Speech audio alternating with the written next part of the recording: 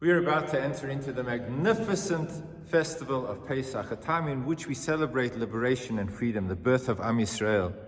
We will read from the Haggadah the storyline of the Jewish people arriving in Egypt and then suffering for centuries until Hashem, through his might and power, dismantled the power of Egypt and the despot Paro and brought us to freedom.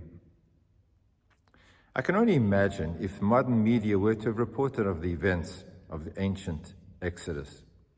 They would have focused on the civilian lives of the Egyptians, and they would have said, all these 10 plagues came about causing so much havoc to Egypt. It was only because there were genocidal tendencies of the Jewish people. They had an irrational dream that they wanted to be free and independent and wanted to be a people that could live on their own land in the promised land, Israel. All the hundreds of years of suffering, Pharaoh bathing in the blood of Jewish children, babies being cast into the river, would have been lost in the sands of time, and everything would have concentrated on the Jewish people causing havoc to Egyptian society. And Pharaoh could not bring himself to free the hostages being held as slaves because he was so caught up in his own arrogance and ego and his genocidal intentions that he could not allow Am Yisrael to go free. And Hashem delivered Am Yisrael, notwithstanding the attitudes of the Egyptians and of the world that surrounded them. Why is this Pesach so different from all other Passovers and Pesachs we remember? Every Pesach we think about the children who are not at the Seder table. It's one of the thoughts we share every single year, that we have 4 sons of such diversity and such difference sitting alongside one another at the Seder table. But there's a Jewish child who's missing, and we always think about the Jewish child who unfortunately does not know that it's Pesach. He does not have a connection to his heritage. He doesn't even know that the Seder is taking place.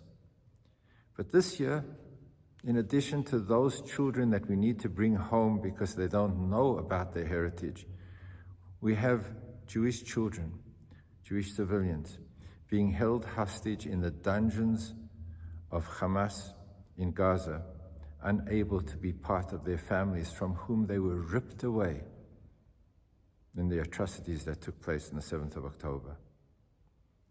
And there are so many different responses that people want to have at our Seder this Pesach.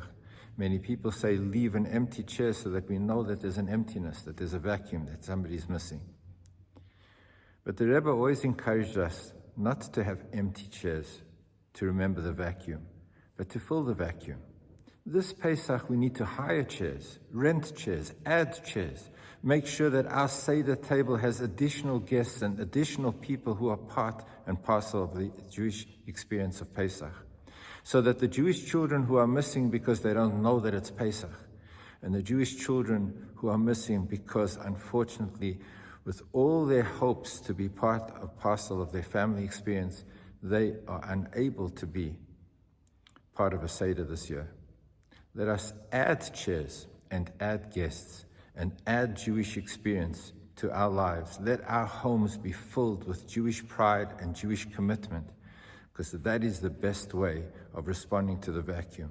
And may Hashem this Pesach redeem every single Jew that is unable to be with their families. Bring them home in health and in strength.